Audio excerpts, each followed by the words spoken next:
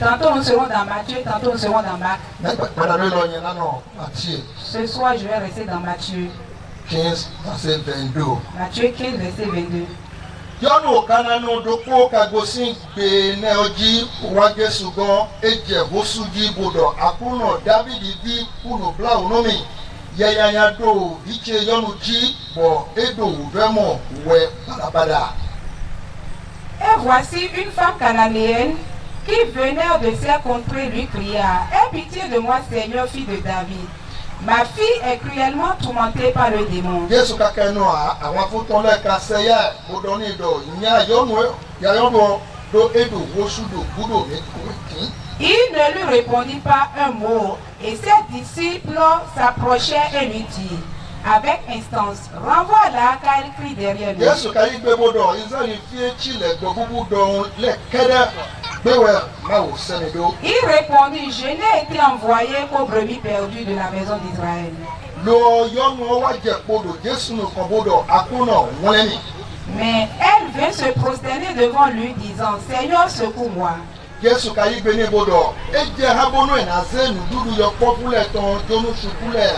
répondit: il n'est pas bien de prendre le pain des enfants et de le jeter aux petits chiens.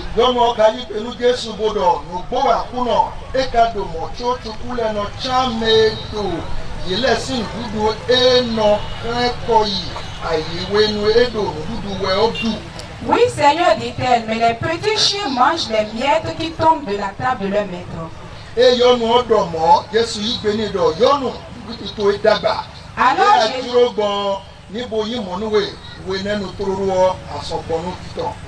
Alors Jésus lui dit: femme, ta foi est grande, qu'il te soit fait comme tu veux. Et à l'heure même, sa fille fut guérie. La première chose que je voudrais que vous voyez, vous regardez dans cette histoire, c'est que cette femme et sa fille, c'est sa fille qui est malade. Et la maladie quitte beaucoup d'endroits. Mais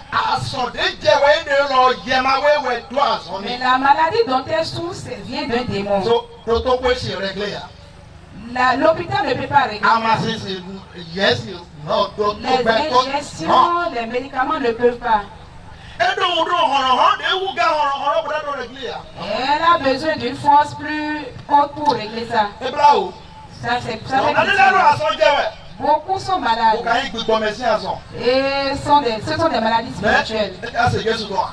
Mais ils ne veulent pas écouter pour Jésus. Ils ne veulent pas écouter pour Jésus.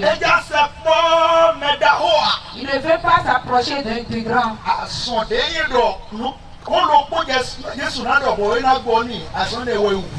C'est la maladie qui a besoin d'un seul mot de Jésus qui l'a tué. Cette femme s'est levée. Je ne sais pas par où elle a déjà fait passer son enfant. Je ne sais pas ce qu'elle a déjà utilisé. Mais je la félicite. Cet enfant ne va pas mourir. Tout ce que ça va demander, je vais demander. Je vais donner. Il reste un endroit où je vais amener ton enfant. Il reste une personne chez qui je vais amener ton enfant. Elle a laissé l'enfant à la maison et est venue chez Jésus. Jésus, mon enfant est à la maison. Elle est malade. C'est le démon qui la tourmente. Elle souffre sérieusement. La première chose que je voudrais vous montrer ici, Jésus est en train d'appeler et la femme et aussi sa fille. Femme, ce que tu veux là, c'est ce qui appartient aux enfants. Ce n'est pas bien de donner la nourriture des enfants aux chiens.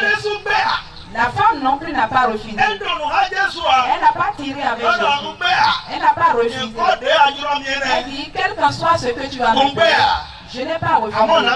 Mais je ne vais pas quitter d'ici. Je sais qu'il y a quelque chose chez toi. Tu as pitié et miséricordieux. Mais si je ne suis pas enfant, mais si je ne suis pas enfant, mais si je ne suis pas enfant, je sais que tu es miséricordieux. Pardon, secours-moi. Jésus a dit: ce que tu dis là, La femme a dit, on ne peut pas prendre la nourriture des enfants et donner. Mais ces enfants, quand ils vont finir de manger, les miettes qui vont tomber, les chiens peuvent manger ça. Mais si c'est ça là tu vas me donner, mais si c'est ça, je n'ai pas besoin de grand chose. Le petit là, je ne vais pas quitter ici et te laisser. Parce que je sais que cette petite chose quand on a touché Jésus a dit cette femme, à la femme, ta foi est grande. Va à la maison. Ta fille est guérie. Écoute-moi. Beaucoup peut-être sont en train de suivre Jésus depuis des années. Et la maladie qui est là, ils n'ont pas la foi que cette femme a. Jésus même a dit à la femme, ta foi est grande. À cause de ça, avec ceci que tu as dit, va à la maison. Ta fille est guérie. Beaucoup sont encore ici. Si c'est toi et moi, on a dit d'aller à la maison. Vas-tu partir? Je vais voir la maladie quitter avant de partir à la maison. Certains diront, Jésus, laisse-moi appeler d'abord la maison pour voir si elle est guérie. C'est pourquoi nous sommes tels que nous sommes. Elle est chienne. Elle n'a pas tiré avec Jésus. C'est ce que je suis. Mais je ne parle pas d'enfant. Mais j'ai quelque chose, je vis quelque chose. Et c'est toi la solution. Donne la solution à ça d'abord. Après ça, on dira, on va parler d'enfant.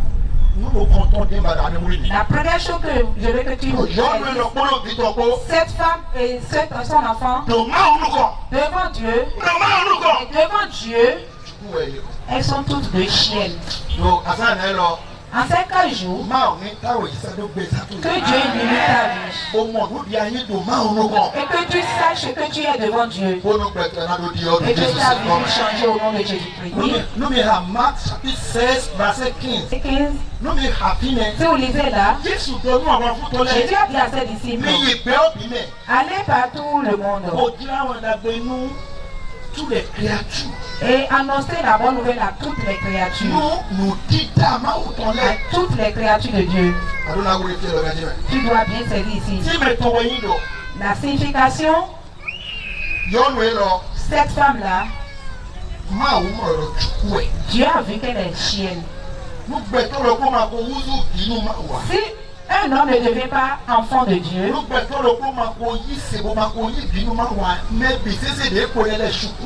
si un homme ne se répand pas pour devenir enfant de Dieu, ils ne sont que des chiens. C'est pourquoi le français a dit la créature.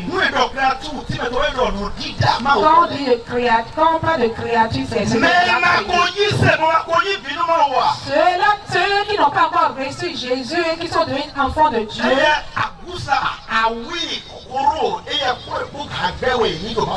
Cochons, cabris, chats, ils sont les mêmes avec eux. Dans ces 4 jours, tu vas comprendre ce que nous sommes en train de dire. La deuxième chose que je vais vous dire, le chien et l'enfant sont les propriétés d'une même personne. Le chien et l'enfant aussi. Les deux appartiennent à Dieu. L'un est chien de Dieu, l'autre est enfant de Dieu. Quelqu'un peut être serviteur de Dieu. Ils ont tous gardé Dieu dans la bouche. Un autre peut être encore esclave de Dieu. Mais eux tous ont gardé Dieu. L'un est chien de Dieu.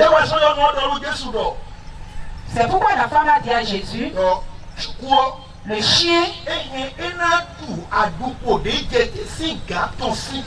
peut manger les miettes qui tombent de la table de son maître. Si son maître mange, la table, le chien peut manger ça.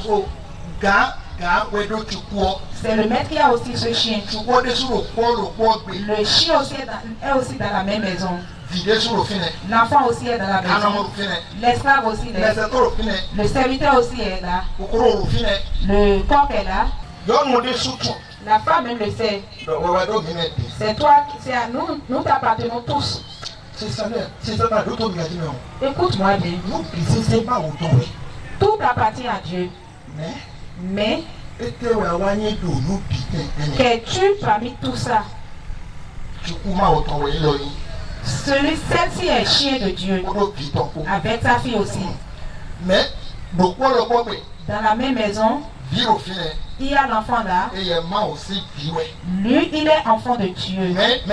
Mais l'autre, c'est le chien de Dieu. Alléluia. Amen. Parce que le temps avance.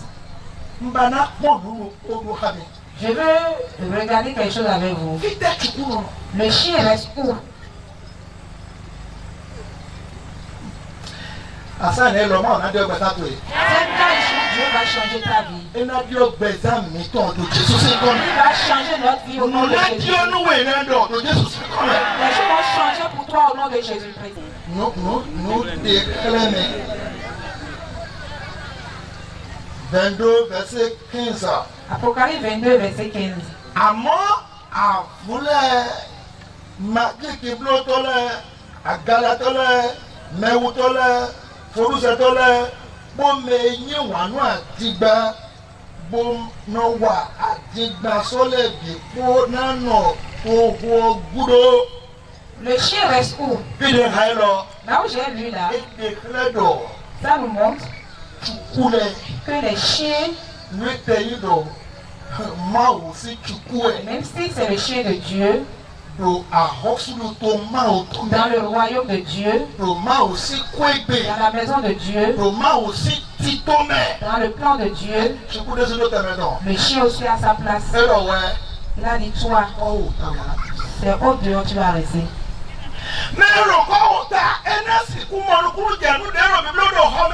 Est-ce que celui qui est au dehors peut comprendre ce qui se passe dans la chambre?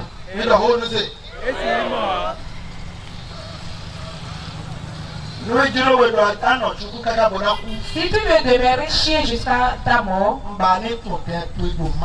il faut que tu reconnaisses ta place en Dieu. Comme tu es venu ici ce soir, si tu n'étais pas encore enfant de Dieu, sache que tu es au dehors. Et si tu es au dehors,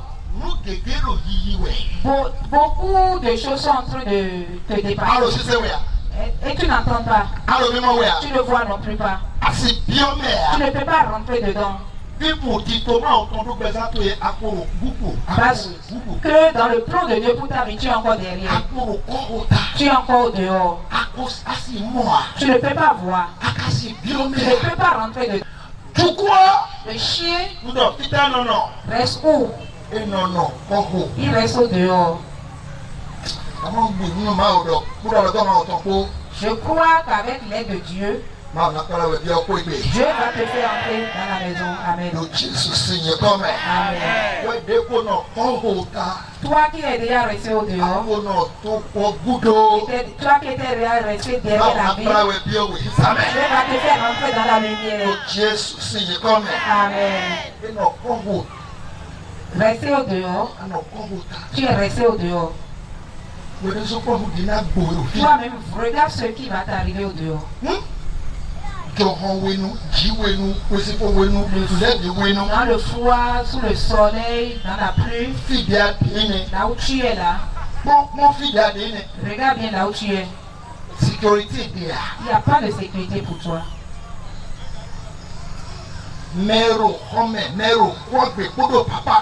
Celui qui est dans la chambre, dans la maison avec papa, tu vis beaucoup de choses à cause de là où tu te trouves. Si je prie pour toi, que ta maladie est guérie, Jésus t'a délivré. Reçois reçois de miracle, tu reçois de bénédiction. Là où tu es là, si on ne te change pas de place, rien ne changera. Si c'est là où tu es là que tu vas demeurer,